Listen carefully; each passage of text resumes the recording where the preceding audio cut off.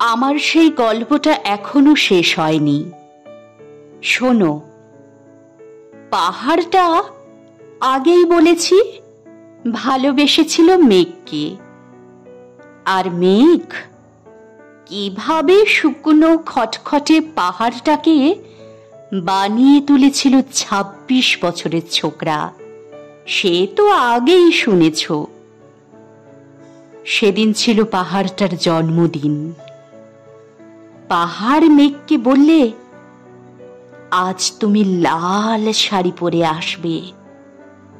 মেঘ পাহাড়কে বললে, আজ তোমাকে স্নান করিয়ে দেব চন্দন জলে।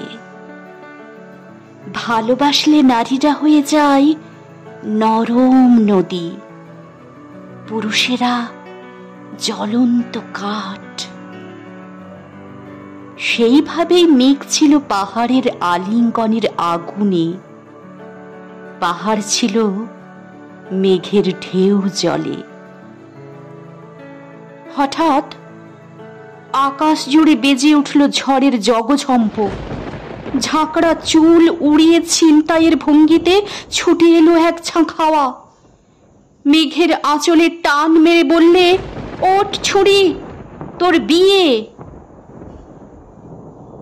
এখনো শেষ হয়নি গল্পটা। বজ্রের সঙ্গে মেঘের বিয়েটা হয়ে গেল ঠিকই, কিন্তু পাহাড়টাকে সে কোনো দিনই ভুলতে পারল না। বিশ্বাস না হয় তো চিরে দেখতে পারো পাহাড়টার হাড় পাঁজর। ভিতরে থই থই করছে শত ঝর্ণার জল।